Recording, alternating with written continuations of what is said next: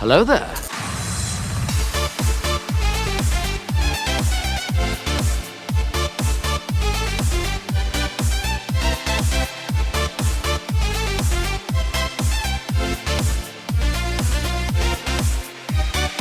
You will never find a more wretched hive of scum and villainy.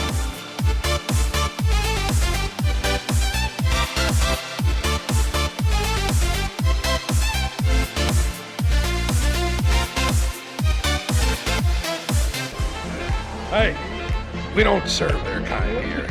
What? Your droid. They'll have to wait outside. We don't want them here. Let's wait out by the speeder. We don't want any trouble. I heartily agree with you, sir.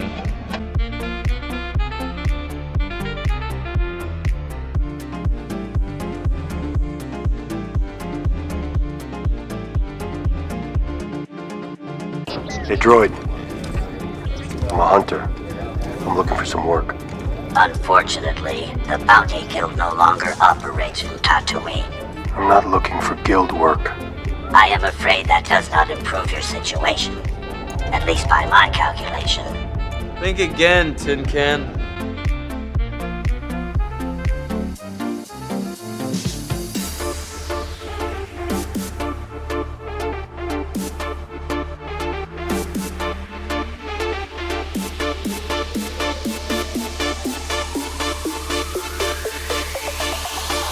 What, do you think you're some kind of Jedi waving your hand around like that?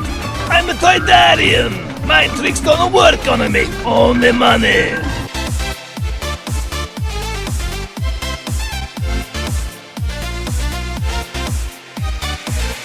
Hello everyone and welcome to the Outer Rim Cantina. I'm your host Alan. And I'm your co-host Ashley. And this is your weekly fix of all things Star Wars.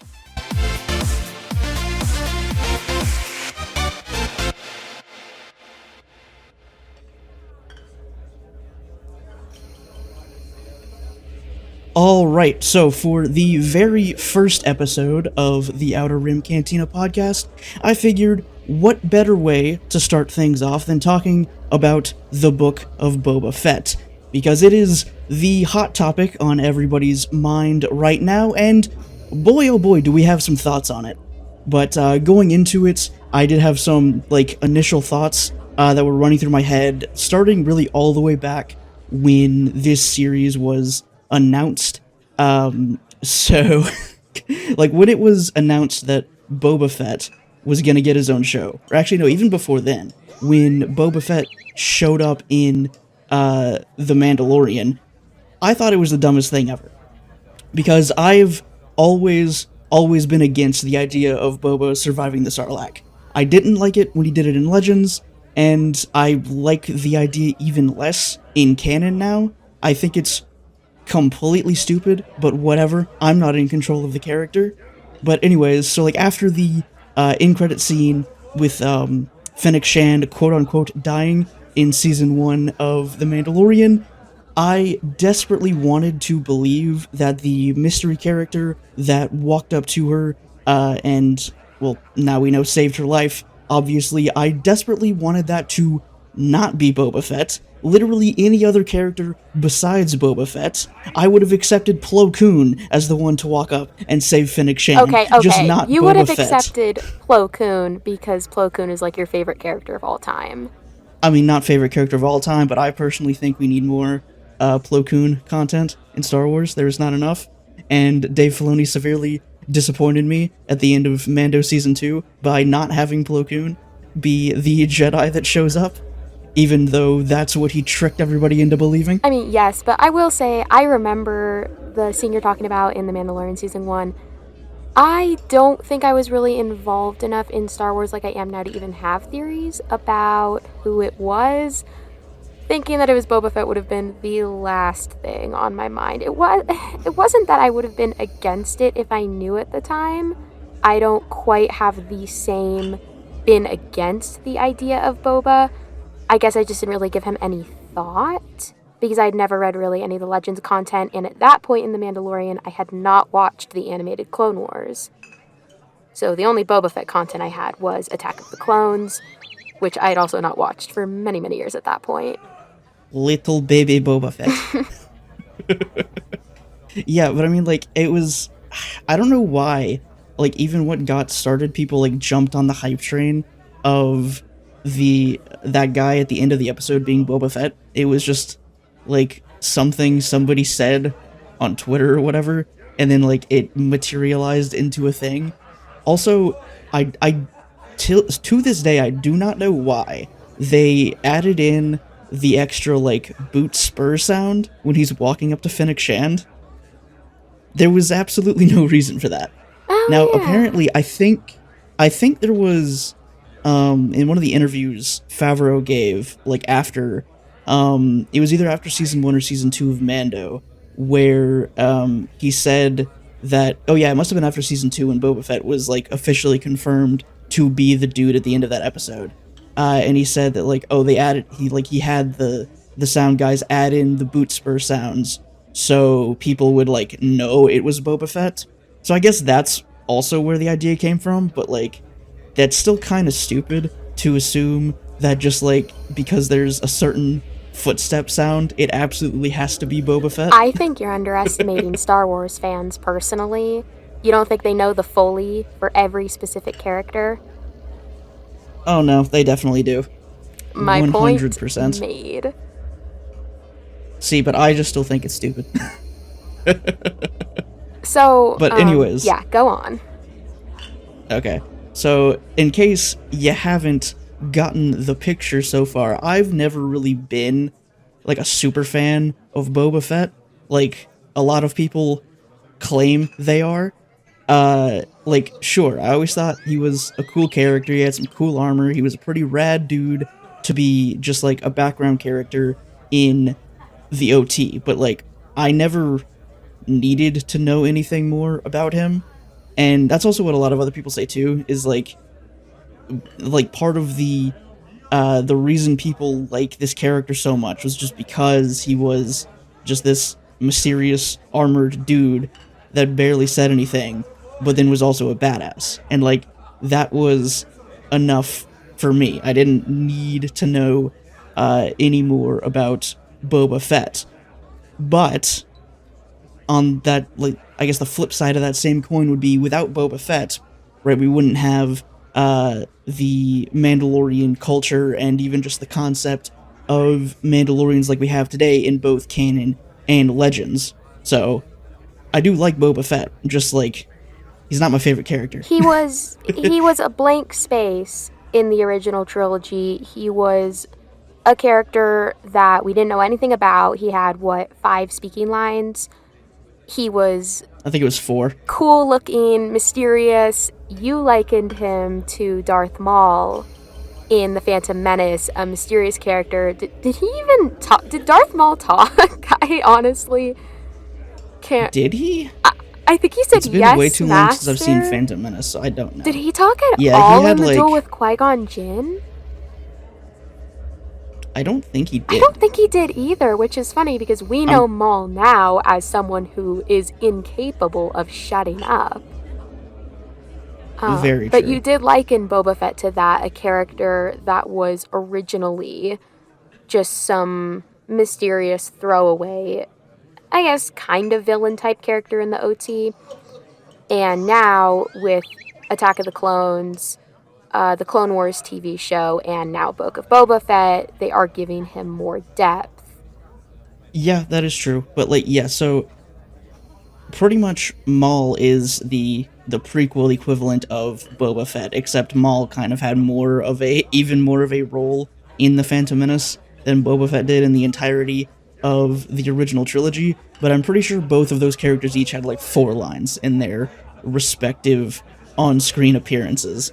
So that's where I drew the comparison from.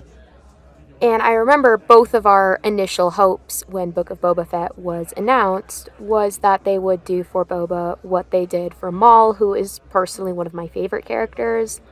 I think he's fascinating, and I think it's incredible what they've done with him.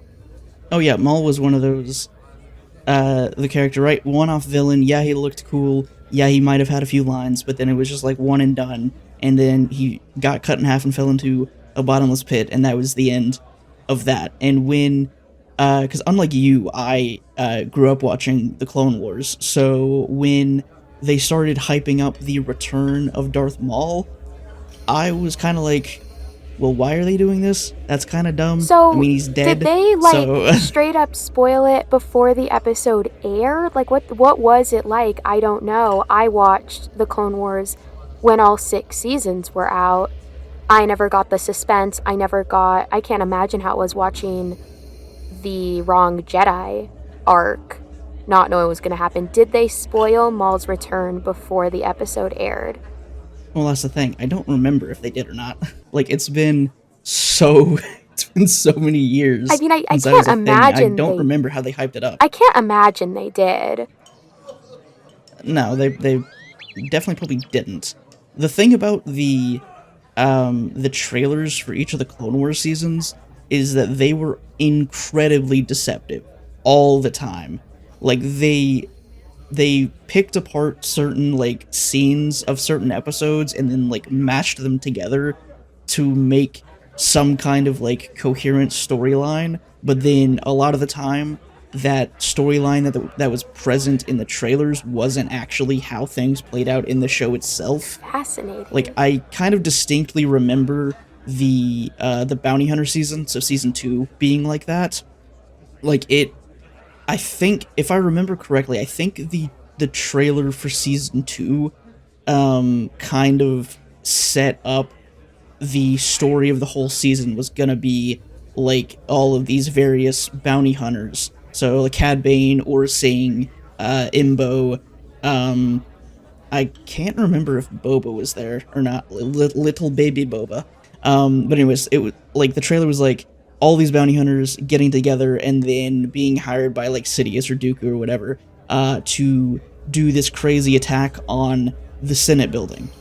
And they threw in a bunch of character lines and stuff from a whole bunch of different episodes to, like, piece together this big, huge narrative, but then, like, that wasn't actually how things played out.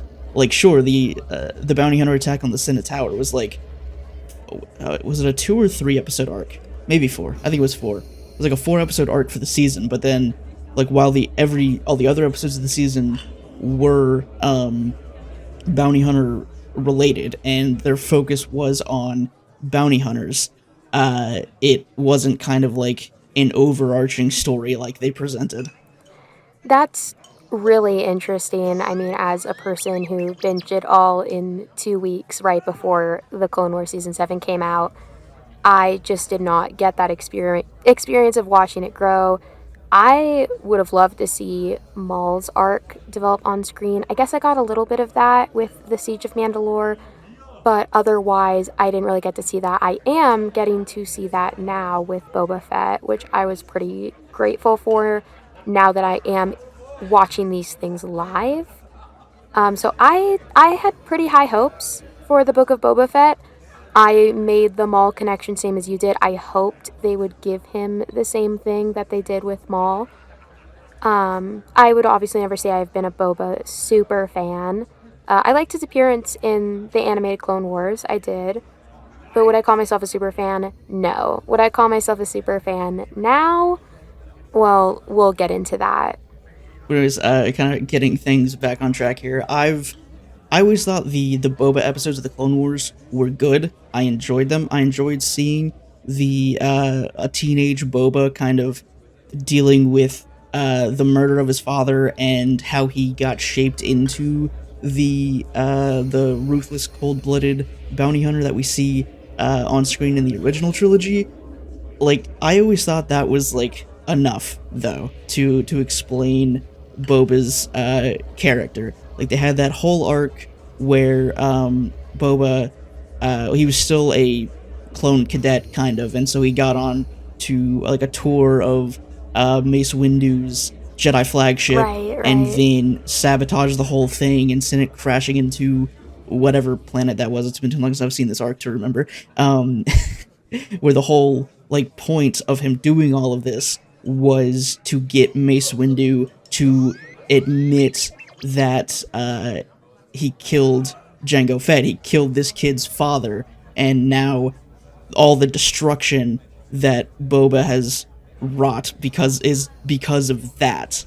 But instead, the arc ends off with Boba being arrested, taken to Coruscant, and as he's about to be led into the Republic prison, like, he gets one final confrontation with Mace Windu, where all this kid wants is for, I mean, not even really for an apology, just for, like, an acknowledgement of the consequences of Mace's actions, and Mace doesn't give him that. Mace just tells him, yeah, shit happens, get over it. And that, originally at least, was the catalyst for Boba becoming the OT version of the character, right after he met Bosk and all the other bounty hunters in the prison on Coruscant. Yeah, and it's good that we got that. That still doesn't explain what happened to him in the future, though. Like, yes, he probably should have died in the Sarlacc.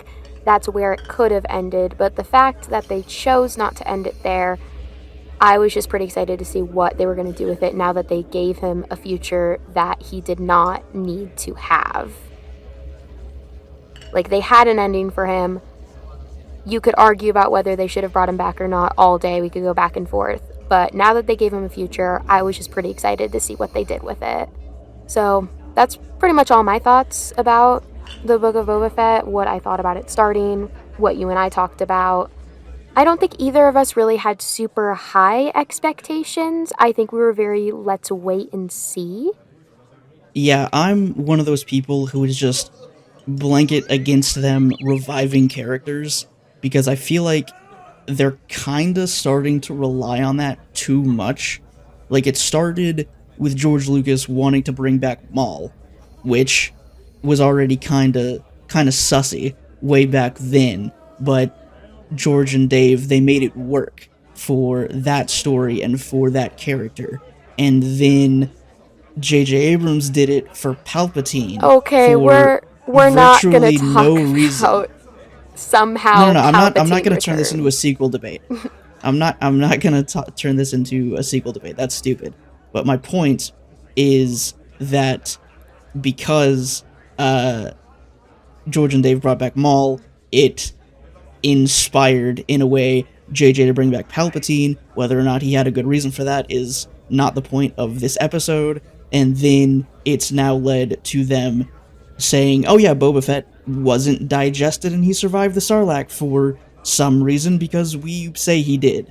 And I feel like this is just becoming a trend in Star Wars where they seem to be shying away from new content and instead relying super heavily on legacy characters and reviving old characters that maybe never got much development in the past, or characters they think that they can somehow revive and then make a story with them that will then lead into something else.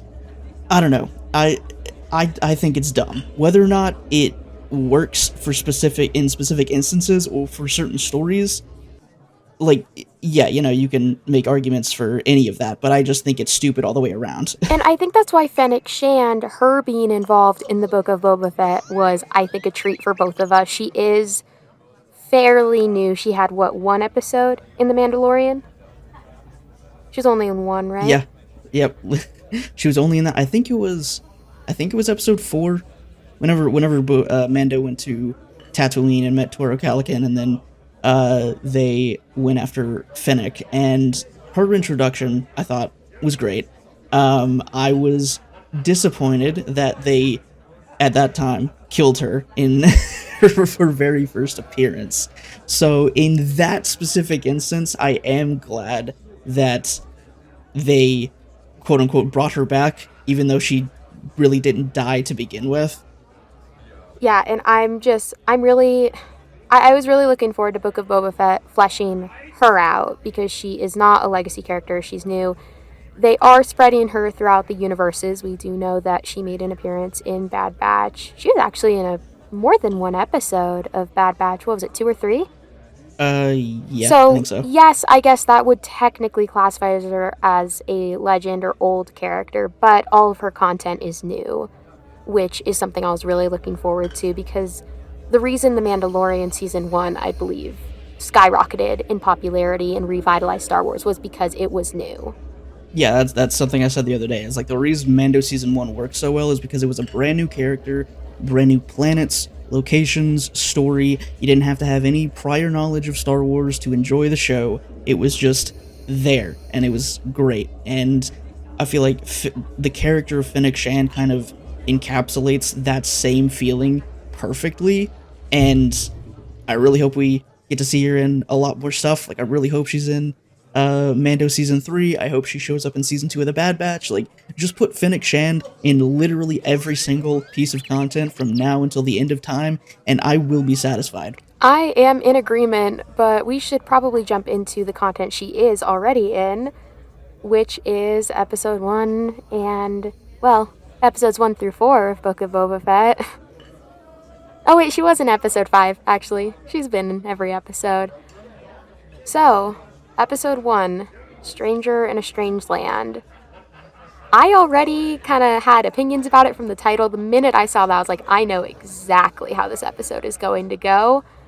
And I was pretty right with my plot prediction as well.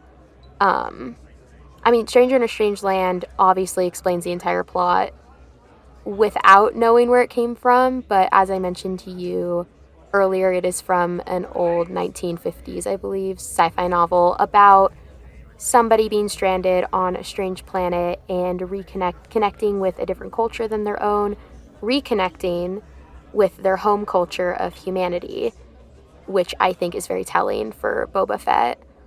So, what do you think about the first episode?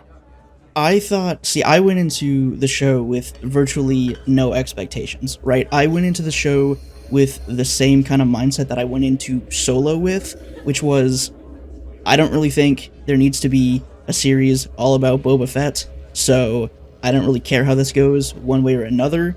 I'm just gonna watch the show, and if it makes me feel a certain type of way, then cool. If it makes me feel another type of way, then, whatever. I don't really have any kind of a stake in the series, but I thought overall Episode 1 was great for the kind of content that it was, for the character that it focused on. It definitely blew my non-existent expectations away. Yeah, I absolutely agree. I think it was a very strong way to start it out. Seeing it already set up the jumping between past and present, which was an interesting decision, but I think they pulled it off really well. I liked that they started immediately, like him in the Sarlacc, us getting to see that.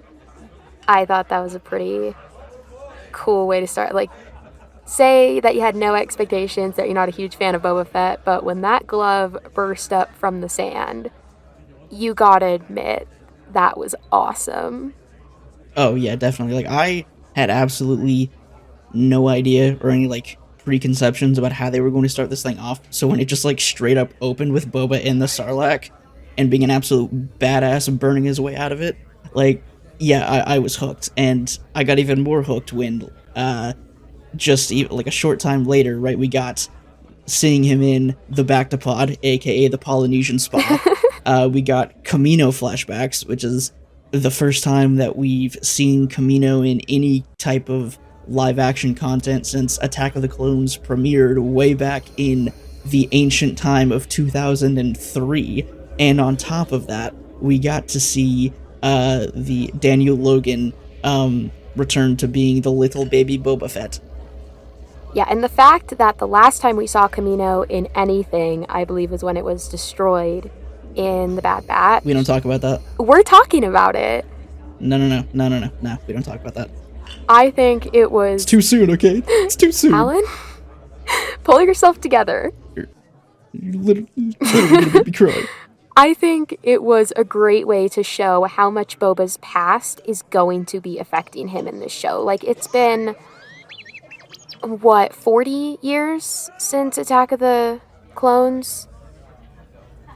Did you say 40 years? I can't count. 30? Why are you expecting me to do math right now? Not in 2003. real time in the Was Star that Wars 40 years ago? timeline. Oh, in okay, the that Star makes more Wars sense. I was real. You threw me for a big loop there. Jesus. Okay, I know I'm bad at All right, math, but yeah, but I so would like to in- defend myself and say that I'm not that bad.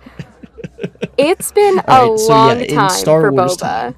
since Attack of the Yeah. Clones. It's been a long time since he lost Jango.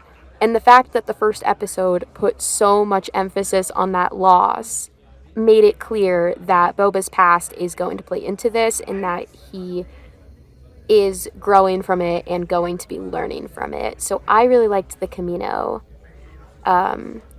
showing up because of that. Moving on from the Camino stuff, I also thought that the first person perspective shots were very interesting. I'm not totally sure why they were there, but I did appreciate them. I do appreciate anytime Star Wars goes first person. I absolutely loved when they did it with Hunter and the Bad Batch, where we got to see the HUD that was pretty much a carbon copy of the heads-up display from the Republic Commando video game, which is my all-time favorite Star Wars game.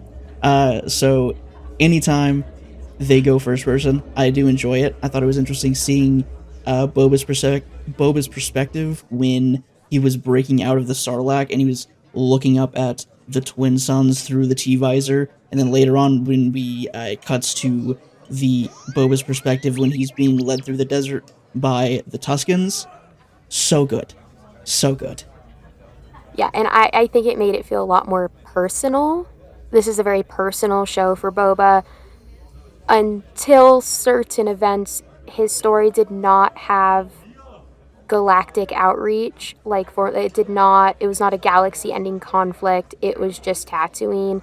This show scaled it down.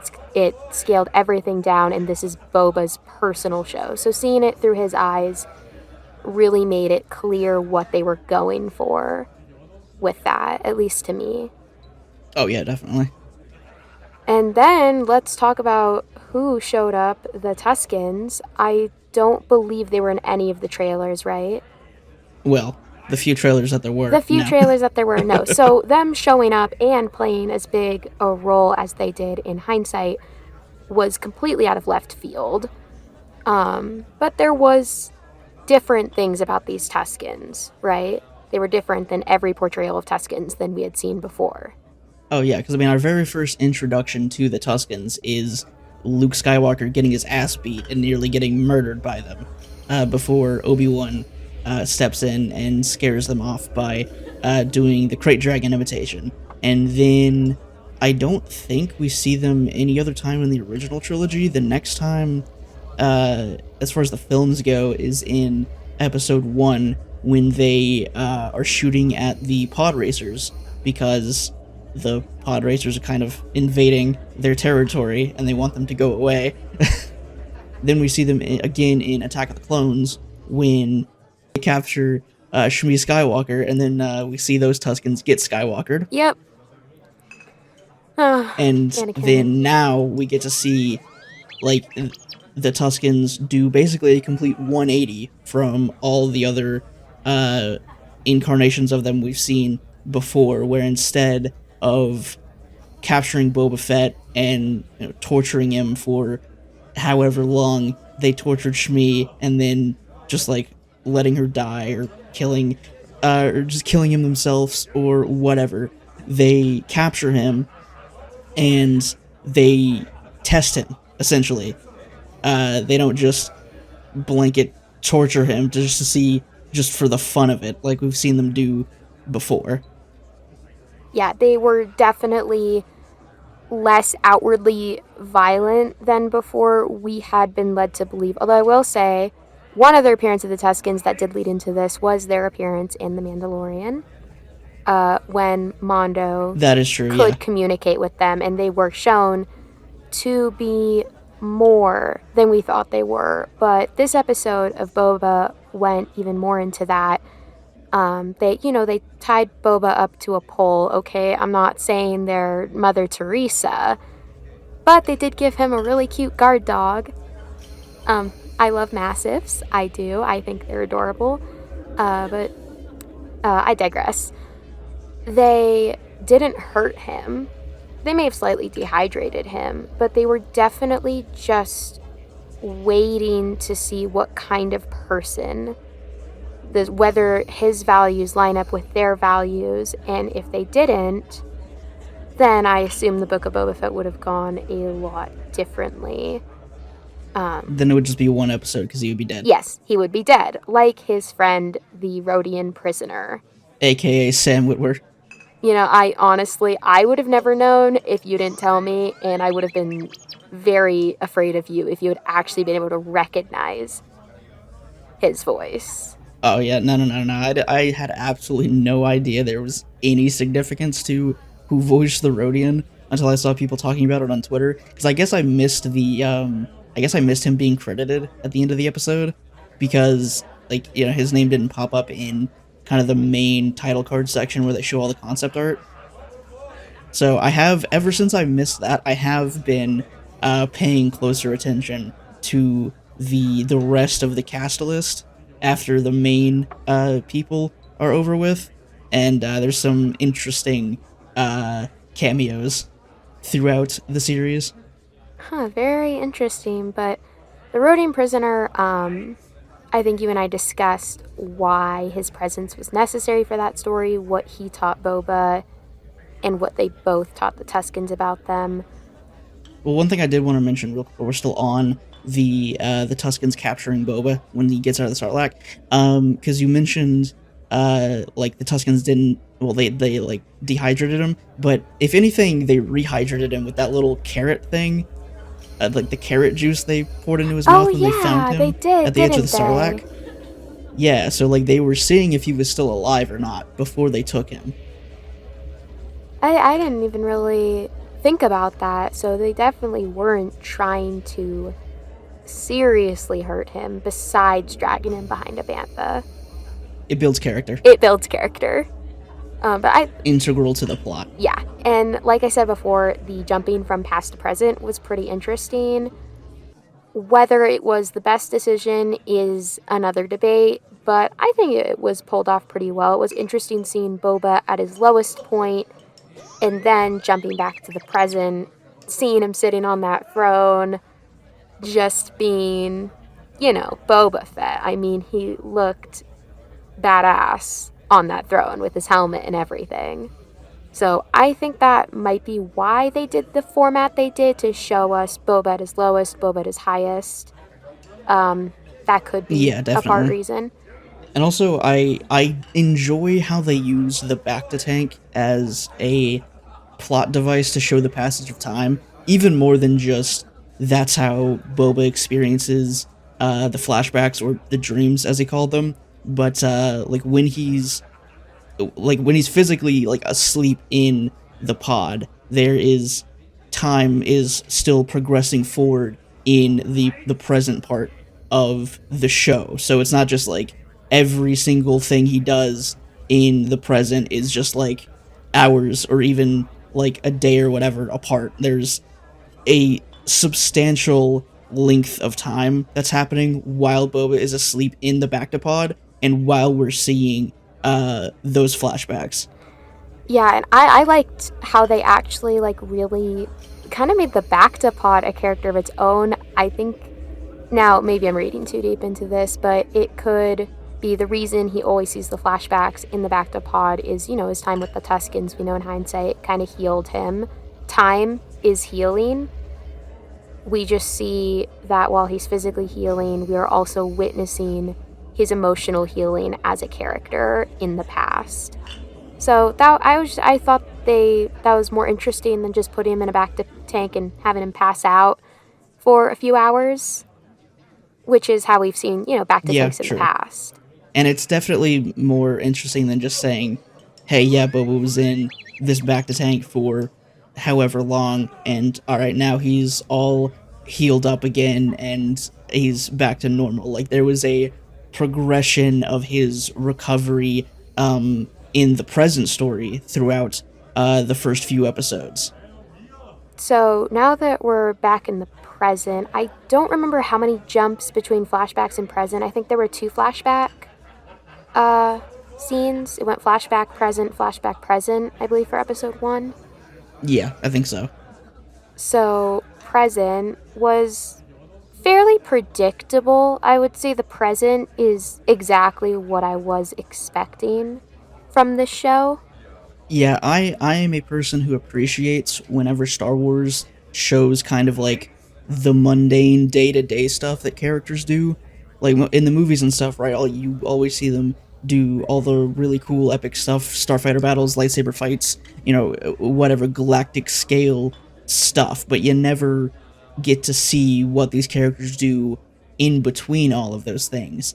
And the first episode did a very good job at showing that, Boba Fett just can't be a badass 24/7. If he's going to accept the responsibilities of being a crime boss, then he's got to handle all the day-to-day stuff. And even more than just showing it for the sake of showing it, it also gives us as an audience a better understanding of Boba's character development since we left him in the Sarlacc, and even since those flashbacks with the Tuskens. Like, he says that, like, Fennec Shand brings up that, he should have been carried on a litter, and he should be doing this, that, and the other, and Boba's like, no, I walk on my own 2 feet, and I intend to rule with respect, and all of this stuff, which is, like, the total opposite of what Jabba and Bib Fortuna did before. Yeah, and I think they did a really good job of portraying what Tatooine is like in this period that we have never seen Tatooine, not the politics of it. We haven't really seen Mos Espa, like really the nitty-gritty details of it. And we also do get a little introduction to the present plot, with now we know he is going to be a pretty big player in this, the mayor's major domo. The man with the most punchable face in the galaxy? Yes. I absolutely hate the major domo. With every fiber of my being, I will say, I hate this man. Props to the actor. I should know his name. Props to him, but I want to punch his character in the face. I have known him for probably a combined total of 2 minutes of screen time. Maybe more. And I want to punch him in the face. From the very first moment that the major domo walked in to Boba Fett's palace, I wanted to punch that man. And I'm hoping that he will get punched by Boba Fett many times. Please, at some point, that needs to happen. But that was our introduction to what's going to be going on in the present. Politics are messy. This is something we've always known in Star Wars. And while Book of Boba Fett might go a tiny bit more into politics than 4 more projects, I mean, we know this. We saw Padme in the prequel trilogy deal with the Senate. We saw it a lot in the Clone Wars, a lot of politics-centric arcs. And now we're seeing the underworld politics, the kind of stuff that we've never really seen before, besides our few experiences in animation and in live action with the Hutts. Which, again, is exactly this is how they marketed this show. They did not market it as Boba has fun in the desert with the Tuskens for a few years. Or Boba disintegrates people every 2 minutes. Yeah, I mean, the Boba disintegrates people every 2 minutes is the point of why they're doing this show. They're showing that no, he's not going to disintegrate people every 2 minutes. He used to be a very angry child, but characters can heal and take on new responsibilities and build their own story, create their own story that doesn't have to do with their pain or trauma in the past. So I do appreciate that about his present story. He is building something new. Say what you want about it, but he's building something new for himself, and he is growing as a person even in the present. But, he does get in fights. The street fight with the Order of the Night Wind Assassins.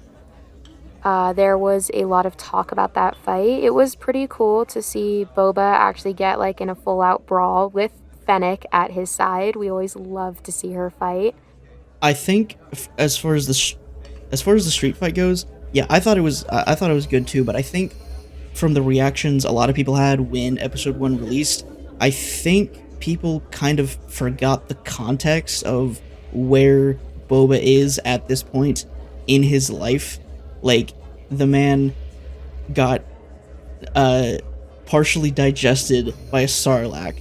He got dragged through the desert for days, weeks, whatever. He was living in the desert with the Tuscans for like years. He wandered the desert just alone by himself for many months, maybe even a year or something. And like this whole time, he had been getting more and more injuries, but not giving himself time to heal. So he was still the Boba that was wandering the desert and the Boba that was living with the Tuscans. Physically, he was still broken. Mentally, he might have gotten he might have gotten repaired by finding the tribe of Tuscans. But like physically, he still had a lot of damage. And we do have confirmation that his wounds from the Sarlacc were not healed in episode 1. I mean, he had to be dragged off back to the Bacta tank. He does have a sort of chronic illness, so expecting him to fight the way we've seen Boba fight before was just, you need to think about the context of the character and the fact that they were outnumbered and surrounded. Yeah, and I saw some people bring up like, oh, well, he, absolutely destroyed the stormtroopers on Tython in The Mandalorian. But I'm sitting here like, yeah, okay, they're stormtroopers, not some of the galaxy's best assassins. And stormtroopers aren't allowed to be competent. That is just like the number one rule of Star Wars. Exactly, that's just a rule. Like, they're like a stormtrooper and an assassin. They are nowhere near the same level. So while Boba might not have had trouble beating up a bunch of stormtroopers, yeah, he would have a little bit more trouble beating up not just one, but a group of assassins that got the jump on him. Yeah, and I mean, then we got to go see Fennec do a parkour race. Yeah, and then we got to see Fennec be badass, which is everything I want in life. And I think it's what everybody wants. And then, I believe after that, while Boba's healing from that fight, Fennec's, bringing that man back, we jump back to the past. And I ended in the past, if I remember correctly, which was interesting considering the show's supposed to focus on the present, but we did jump back to the past after that fight. I guess as a reminder that, yeah, Boba's in a pretty bad place physically after that. I mean, he's still wearing his, I think they call it a flight suit, his little white beat-up flight suit, which... That's a bodysuit. Suit. Yeah. I've seen people call it a flight suit because he has the jetpack. He flies. It kind of looks like a pilot's flight suit. Okay, yeah, fine, whatever. One thing, actually, I did want to bring up with this that I forgot to include in our show notes here, is that, to me at least, it kind of seems like for this show, they did the opposite of Luke Skywalker in the original trilogy. So, like, Luke Skywalker in the original trilogy, right, he always, in A New Hope and Empire Strikes Back, he was wearing white because he was the good guy. And then in Return of the Jedi, all of a sudden he's wearing these just straight up just black robes. He's wearing the black robes to give the audience kind of a question of like, okay, is Luke going to accept Darth Vader and the Emperor's offer of, turning to the dark side? And then at the end of Return of the Jedi, we see the robes kind of open up a bit, and then there's white underneath because he's still the good guy. And with Boba Fett, we see him wearing that white suit underneath the armor while he's the bad guy. And then when he becomes the quote-unquote good guy after spending time with the Tuscans, all of a sudden he's wearing these black robes. I think that's a really interesting connection, and I absolutely would not put it past Star Wars. Even for non-Force sensitive characters, the theme of dark and light is just very present. Like, even the way, yes, Boba is a crime boss. Does that make him objectively evil? That entire show has been proven that no, that does not make him I mean, even in the first episode, Jabba ruled with fear, I intend to rule with respect. That sounds pretty light side to me, even though, again, crime lord. Yeah, and Boba's always been... This was especially prevalent in the Clone Wars, but Boba's always been a character that's kind of existed in the Twilight, I want to say, for lack of a better term, where he's not totally evil, but he's also not totally good. Gray. Like, there was, I remember going back to the Mace Windu arc, right, when the bounty hunters captured pawns and a bunch of clones and whoever the Admiral guy was that I can't remember his name right now, and like I think it was Aurra Singh wanted to like kill pawns or the Admiral and then like send the body to Windu as like a warning or something, and Boba Fett objected to that and he stopped Aurra Singh from executing these prisoners. Yeah, so, yeah, I remember that. Wow, it's been a while. I had to do a little thinking about that. He's always been a very morally gray character. He has not always been evil. And I don't even really think he was evil in the original. He was working a job. I mean, he was just a bounty hunter. So, I like that they're not... when you actually see him be a bounty hunter, he's not really doing anything like a Sith would, essentially. He's not sadistic. He'll do a job. Yeah. He might not exactly love the job, but he'll get it done. He'll do the job. If it requires killing people, well, he's not going to shy away from it, but I don't think he takes any pleasure out of it. I really don't. I don't think he became a crime boss because he wants to scare people. I don't think he does it because he wants to kill people. Everything we've seen of him so far shows that his motivation for taking over Tatooine is something much different than Jabba's motivations when he was in power. And his past with the Tuskens is what explains that motivation, I think, a little more. And I hope that the past flashbacks aren't over now. They probably are, but the ones that we did get, I think, pointed more to his motivations of doing what he's doing, and it's not because Boba Fett wants to disintegrate a bunch of people and have no consequences. So I do definitely think that Episode 1 was a very, very good introduction to this new version of Boba Fett that we haven't really seen before. Like, we've been talking about this all throughout this episode of the podcast, but Boba's kind of flip-flopped between all of these different versions of himself, basically his entire life, and Episode 1 Episode 1 of the Book of Boba Fett kind of shows us how he's combining all of those elements of himself to finally kind of figure out who he is as a person, instead of being all of these different things that all of these different people want him to be. He's finally able to do something for himself. Yeah, it was a very strong introduction to the character and how the character is going to be developing.